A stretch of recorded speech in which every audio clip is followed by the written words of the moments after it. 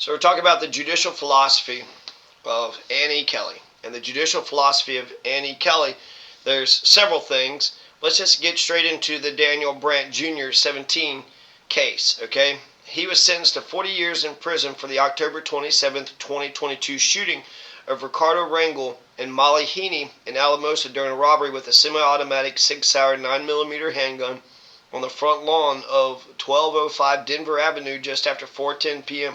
Both Molly and Ricardo suffered serious injuries. Brandt was 15 at the time of the shooting, but he was charged as an adult. Brandt's accomplice, however, was not. So that's interesting, is it not? There's a lack of consistency there. Anne E. Kelly pushed for 96 years in jail. Cobia Becker asked the judge to consider 28 years. That was his defense attorney. Juvenile also faces charges related to an October 7th, 2022 burglaries in Alamosa and Monte Vista.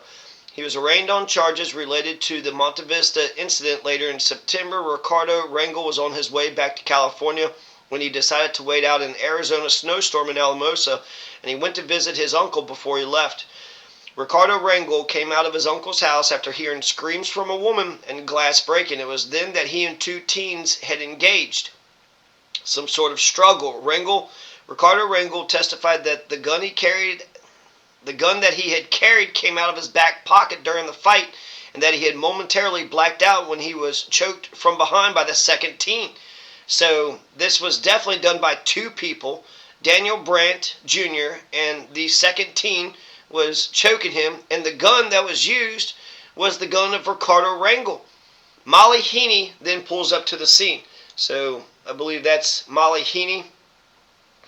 Molly Heaney pulls up to the scene, and Daniel was standing over Rangel pointing a gun at him. So Rangel was on one knee with his arm up. So it looks like she saved his life.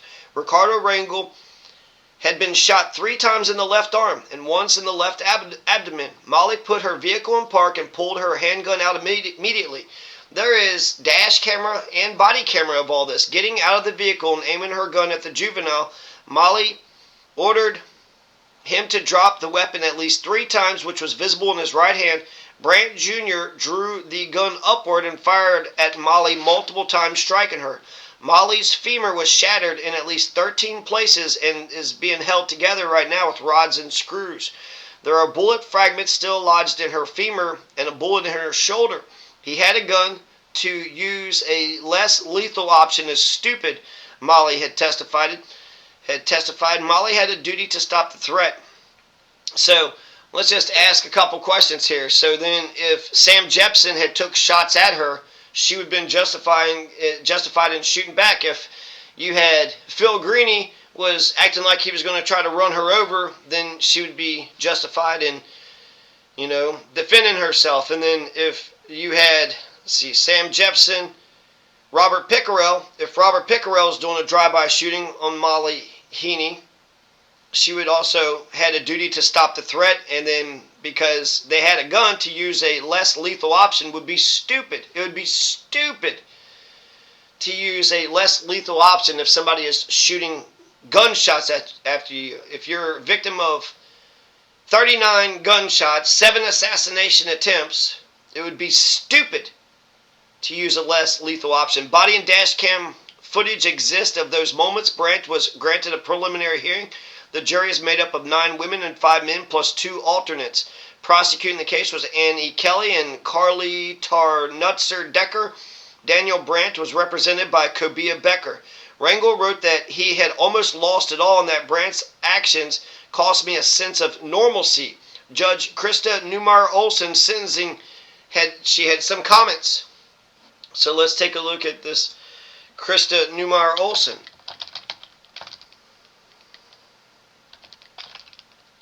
Krista Newmeyer Olson, she had some comments. And so Krista Newmeyer Olson, she had said this: I believe he is absolutely redeemable. She's talking about this Daniel Brandt Jr. I couldn't find a picture of Daniel Brandt Jr. anywhere. So if this guy is so damn dangerous, we the public don't even know what he looks like. We the public don't even know what he looks like. I believe he is absolutely I believe he is absolutely is redeemable. I do not think he is someone who is simply evil and without value as a human being. And then she says, this sucks. This may, in fact, I suspect, be the most difficult sentencing I will probably have in my career. Brandt Jr. tells a story of a child abandoned by his parents' respective incarcerations, traumatized by his mother's drug use and victimization, and then again abandoned by the death of his stepdad and his mom. There is no question that Daniel had a very difficult childhood and adolescence. Well, that says a lot, does it not? His parents were both put in prison. He's traumatized by his mother's drug use, victimization. He's abandoned by the death of his stepdad and his mom. So he's got nobody. He has nobody whatsoever. The streets raised him. And what did the streets of Alamosa teach him? His social media is another version of his own story, a story of a person who is reckless and dangerous, a person who is fixated on weapons, gangs, drugs, and violence. The silence from the community in support of Daniel Brandt Jr. speaks volumes. The court did not hear testimony from a single friend, family member, or community member in support of Daniel at the hearing. Well, I mean, he's on trial, right? So he's on trial, and you don't want all that heat on you. And then when it comes to being fixated on weapons and violence, gangs, and drugs, I mean, it makes me think of the conversation between Keith Schultz and that Victor Hummel. They were saying, hey, here's some ammunition. I got some ammunition for you. You want some, some good ammo? So that's the story of Daniel Brandt Jr., right? Now, this is analysis of Annie Kelly's prosecution, her judicial philosophy. So when it comes to murder, right, he didn't kill anybody, Daniel Brandt Jr., but he did shoot, and it was serious, some serious injuries. But it was a police officer. When that's the most important thing ever. That's the most important thing ever. David DeLotta shot and killed Omega Revelation McCullough, and that guy's dead. He's dead forever. But David DeLotta served 8 months in jail. And the other witness was Omega. So Omega is dead. There's no other witness. Ann Kelly didn't even try to give it the old college trial. She didn't even try to prove her case. She didn't think she could prove her case beyond a reasonable doubt. So the old saying that dead men tell no tales. Whereas getting shot in the femur is really bad. You know what's worse than getting shot in the femur? And getting shot and killed completely. Had David DeLotta said that he was just defending himself, let's say for a plainclothes off-duty police officer, does she still ignore the case? You also got the case of Robert Thrash. Robert Thrash, who was enforcing the government's order. You also have Christopher Mondragon. Christopher Mondragon has not been prosecuted by Ann E. Kelly. Jessica Medina, she was arrested for stabbing 52-year-old Jeffrey Sugara. Well, how's that case going to turn out? Because, Jeffrey Sugara, well, he's not a police officer, right? He's just a regular guy? And so she might just let him walk. When it came to believing Jacqueline Mitchell's lies, that points to me that she's sexist. So is she just going to let Jessica Medina slide, just believe whatever she says? She says, hey, I was just defending myself. So then she just gets to walk after 8 months. 8 months in jail. 8 months in jail. David DeLotta got 8 months in jail for shooting and killing another guy, maybe in self-defense, maybe not, but it wasn't taken to a jury. I wish that all these things would go to a jury trial, because these damn officials making all these decisions behind closed doors, I don't like that. You got the grand jury, you got the petite jury. Put it in front of the public. Put it in front of the people. Put it as a referendum, It also says that there is no criminal justice system. It's a rocket docket slaughterhouse. If you are arrested for a seatbelt violation, well, you're screwed. You're just screwed. But if you're a police officer, there's a story of a police officer who shot and killed Jonathan Aaron Wood. We don't even know who the police officer was. The guy's dead, but she was like, I think it was justified. Do you? You think that was justified? So that doesn't even get put in front of a jury. So apparently some unnamed Saguache County deputy in Crestone can shoot and kill Jonathan Aaron Wood. And that looks like it was, self-defense. So then let a jury acquit them. Let a jury acquit them. David DeLotta. Right? David DeLotta and then Christopher Mondragon. So that's 3 people that's got away with murder. Essentially, David DeLotta got a slap on the wrist. Christopher Mondragon was never arrested. And so if the police officers don't get the body, if they don't capture the body, well then Annie Kelly just doesn't know what to do. Jessica Medina, she is what? She is 49 years of age. She was arrested, and I think it'd be just incredible to know how that case turns out. Does the sexist card work? Is it self-defense? Who cares about Jeffrey Cigar? Was Jeffrey Cigar connected? Did he know a police officer? She stabbed him to death. She had the knife in her hand. She has blood, I don't know if the blood was on her or not, but, and then when it comes to everything being on the record, none of it's on the record. The idea of these courts actually being on the record is total bullshit.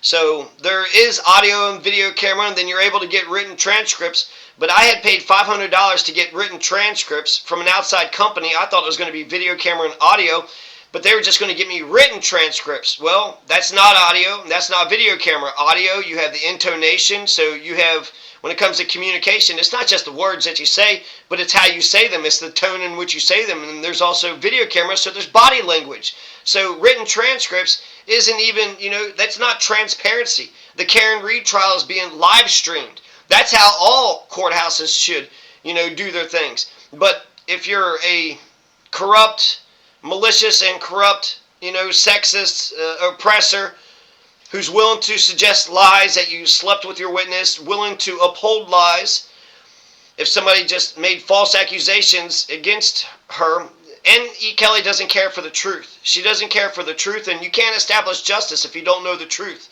It's if the person is a police officer, then they're way above the rest of us. And they'll get, a jury trial if they're the victim. But, 40 years in jail for shooting someone in the femur compared to 8 months in jail for murdering a person, there is such a discrepancy here. It's not even funny. It's not even funny. One person is murdered and dead, and that's it. That's the end of their chapter. That's the end of their life. That's everything that they are. That's everything that they're ever going to be. Molly Henley had gone through some serious stuff. She was threatened with murder. I'm not saying he shouldn't be punished, but I am saying that there is severe inconsistencies with her philosophy. Jonathan Aaron Wood, it looked like he was attacking the Saguache County deputy. And it also looks like that Molly Henley had saved, that Ricardo's life. But who is this Ricardo? He's the one that has the gun, so it wasn't like Daniel Brandt Jr. came with the gun. It was the guy's gun, right? And so this guy's open carrying a semi-automatic Sig Sauer 9mm, so that's interesting.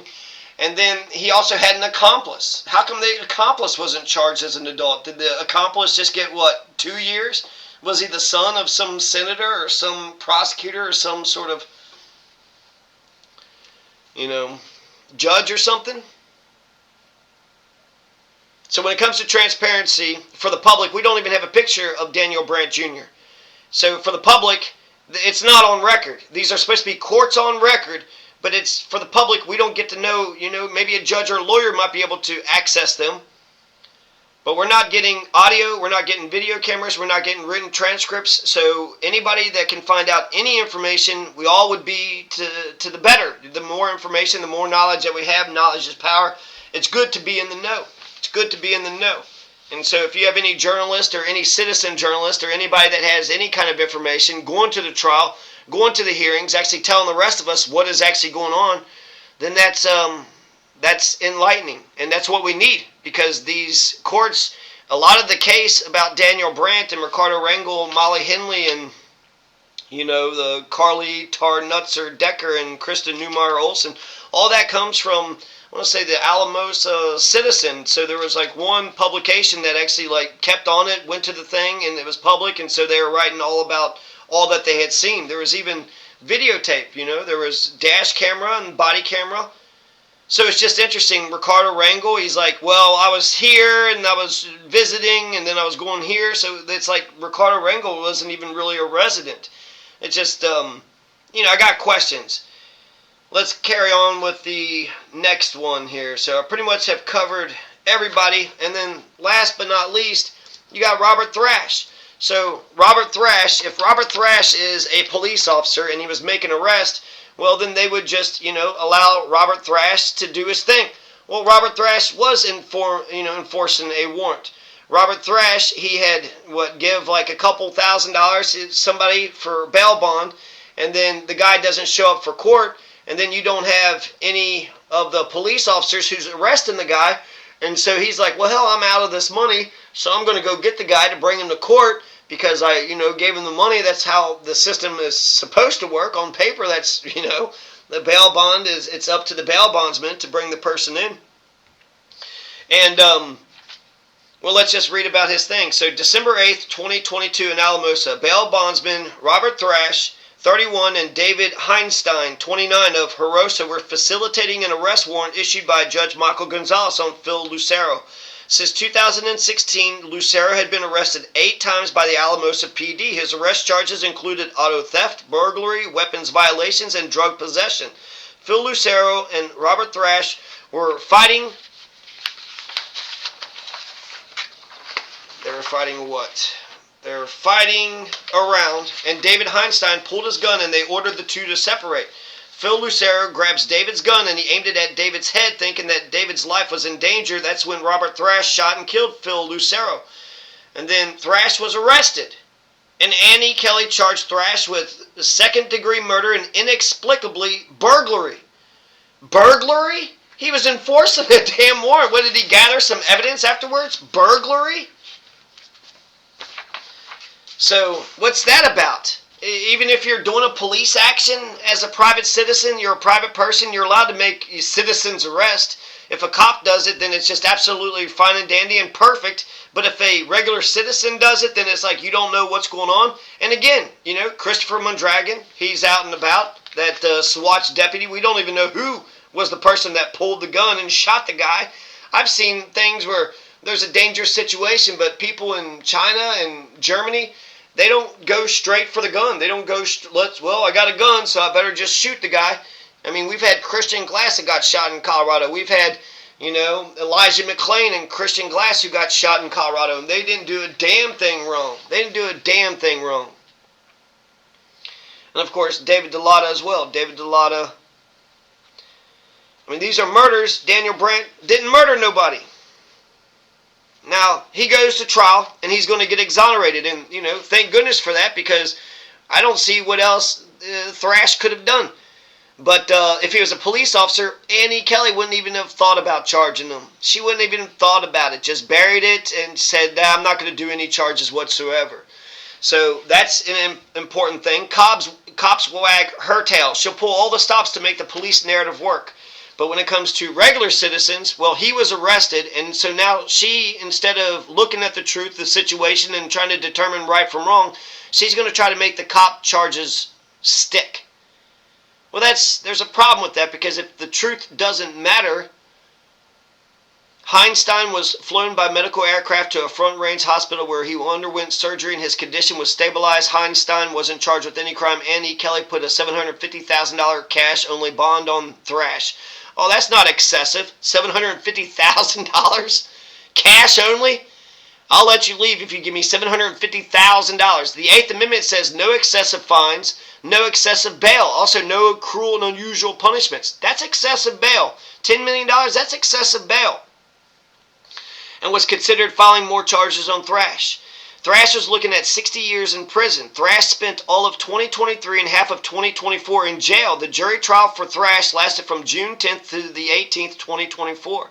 At the jury trial, Annie Kelly claimed that Thrash was acting like Rambo, as if being a superhero was a bad thing. After deliberating 3 hours, the jury found Robert Thrash not guilty and he was acquitted of all charges. Thank goodness, but he was punished. Was he not punished? He was sitting in jail for a year and a half. His bail bond business is, does he even still do the damn job?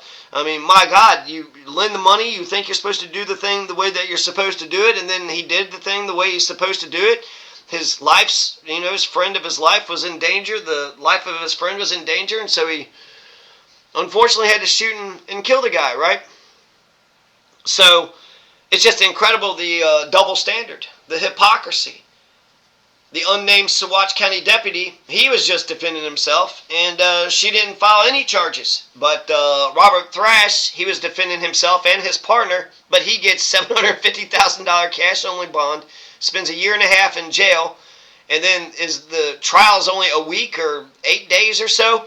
So was that a time-limited trial too? And then saying that Thrash was like Rambo. He was sitting there acting like a tough guy, like Mr. Rambo man here. Rambo's a good guy. Rambo's awesome. Rambo knew right from wrong. Rambo was, Rambo's a badass. Rambo is a badass.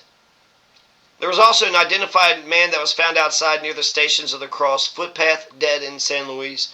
So when it comes to what her philosophy is, it's not easy to tell. I don't see where the equal protection actually comes in. Do all citizens have equal protection, or are some of our lives worth more than others? If we're just a regular peasant or whatever, does that not matter? This, Sagara. What's going to happen with Jessica Medina? We know that the two guys who shot and killed people, that she's going to try to do her damnedest to get them thrown in jail for a really long time.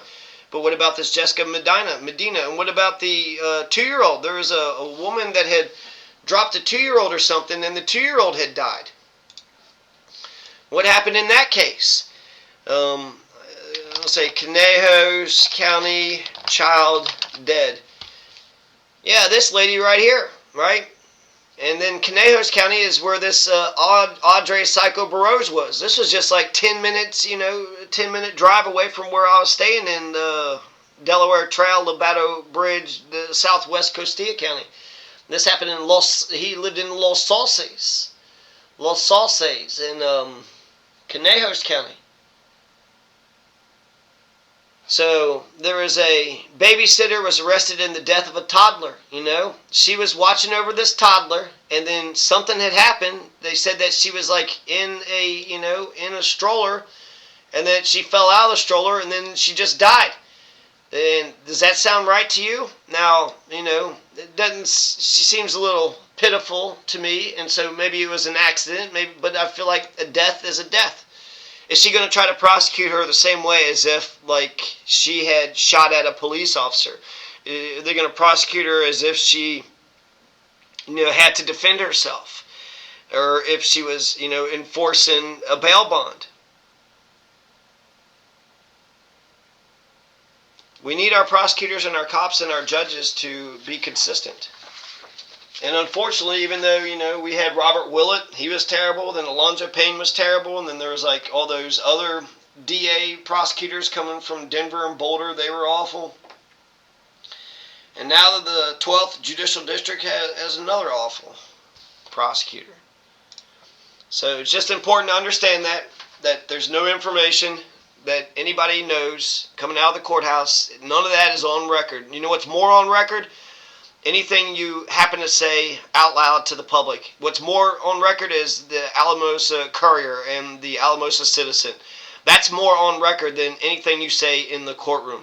Any videotape, any photographs, any evidence, any truth at all, it is better when it comes to being on record for the public to know. So get it out on websites, on social media, even TikTok, Twitter, YouTube. That's more on record than anything that's happening inside the courtrooms in the 12th Judicial District. So I guess that's it. The elections come around like every 4 years or so, and so I don't know how long they're going to be stuck with this Annie Kelly. But Jesus had once said that if you and another person are going to court, you should try to resolve the dispute before you get to court, because if you go to court, both of you all will lose every penny that you have. It doesn't pay to go to court. Court doesn't try to solve the issues. They don't try to figure out what's right, what's wrong, and then, come with a just determination.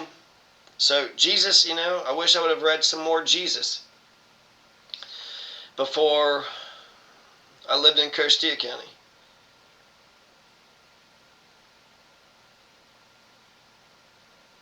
So there you go. I'm not sure what the judicial philosophy of Annie Kelly is, to be honest with you. If a cop does it, it's okay. If anybody else does it, who knows? Maybe she'll see their perspective. Maybe she won't.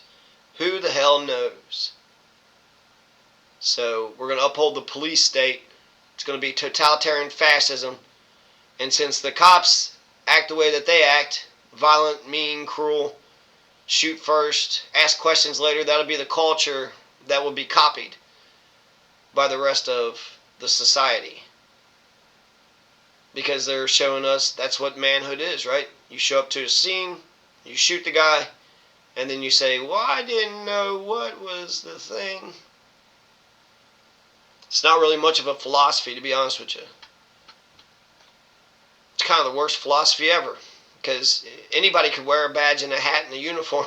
So if anybody puts a badge and a hat and a uniform on, then everything they do is just fine and dandy. If anything, I would say that a person with power, to err is human, so a person with power could, make a mistake, and then absolute power corrupts absolutely. So if the cops are just going to go hog wild, then that means they're going to be absolutely corrupt. Which is a damn shame, because they spend millions, billions, and millions, and trillions, all this crap for a so-called justice system. And I would say most people do not go to the court to resolve their disputes. There's a 7th Amendment says anything that's over $20. You have a right to a civil jury trial for any matter that's over $20. That sounds nice. If somebody, screwed you over $50 to think that you could go to the court and then they would resolve it, that sounds nice. Where is that America at?